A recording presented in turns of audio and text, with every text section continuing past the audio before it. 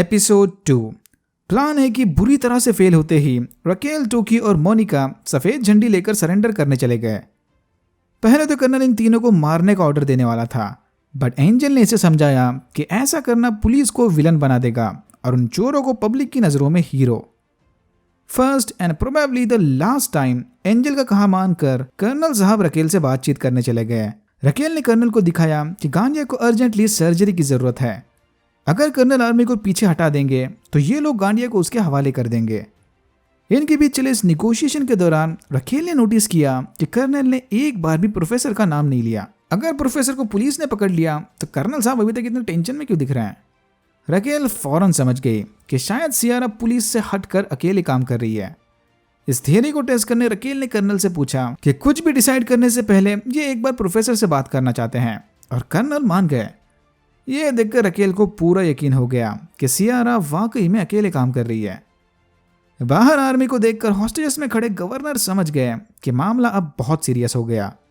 इस चोरी को नेशनल सिक्योरिटी का इशू बनाकर कर्नल आर्मी को ले आया, मतलब चोरों के साथ साथ अब हॉस्टेजेस की जान को भी खतरा है।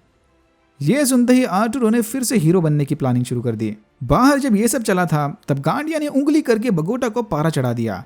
बगोटा अभी तक नायरोबी की मौत को लेकर गुस्से में था। सबके मना करने के बावजूद भी गांडिया की बातें सुनकर बगोटा उसे कूटने लग गया। तो प्रोफेसर अभी तक पुलिस के हाथ नहीं लगा, मतलब प्लान अभी पूरी तरह से फेल नहीं हुआ। यह सोचकर रकेल ने कर्नल के साथ डील कर दी, गांडिया के बदले सीज फायर। पर अंदर जाते इन्होंने देखा कि बगोटा गांडिया को मारने ही वाला था। टोक्यो ने किसी तरह बगोटा को शांत कर दिया, पर फिर गांडिया टोक्यो को छेड़ने लग गया, तो अब टोक्यो उसे कूटने लगी। मार खाने में बड़े मजे आते हैं इसे। सबने मिलकर किसी तरह टोक्यो को भी शांत कर दिया। बाहर आर्मी को देखकर गवर्नर और आर्टुरो ने कहीं सेफ जगह जाकर छुपने का प्लान बनाया, बट आर्टुरो को तो हीरो बनना था। तो जब सारे गांडिया की मैटर को सॉल्व करने में लगे थे तब आर्टुरो ने कुछ हॉस्टेजेस के साथ मिलकर इन पर हमला कर दिया। आर्टुरो के ओपन फायर में डेनवर और कुछ लोग बुरी तरह से घायल हो गए। यह देखकर डेनवर गुस्से में आर्टुरो के पीछे भाग गया। आर्टुरो की गैंग डेनवर और बाकी सबसे लड़ते हुए लोडिंग बे में जाकर छुप गई। अनफॉर्चुनेटली यहीं पर प्रोफेसर की टीम ने सारे हथियार रखे थे, मतलब आर्टुरो ने एक्सीडेंटली इनके सारे हथियारों पर कब्जा कर लिया। धीरे धीरे डेनवर और बाकी सबका एम्यूनिशन खत्म होने लगा। ये देखकर टोक्यो रियो के साथ ऊपर से और ज्यादा हथियार लाने गई। पिछले सीजन में इसने हथियारों से भरी छुपी हुई तिजोरी देख ली थी। तिजोरी से हथियार उठाकर टोक्यो और रियो आर्टुरो से निपटने चले गए।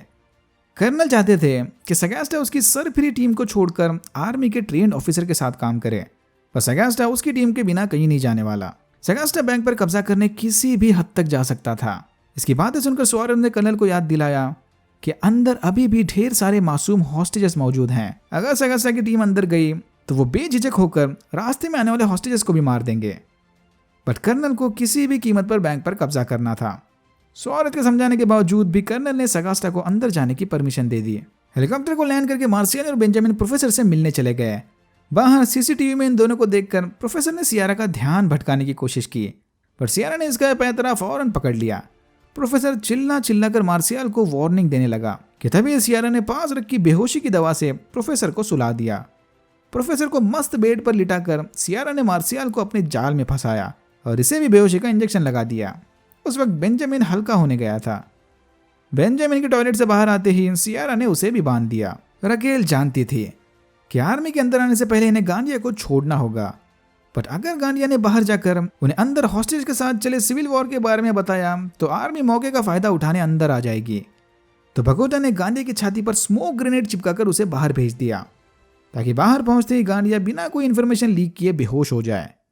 लकीली इनका प्लान काम कर गया और आर्मी बेहोश पड़े गांडिया को लेकर वापस चली गई। इतने सारे हथियारों को देखकर आर्टुरो पगला गया था।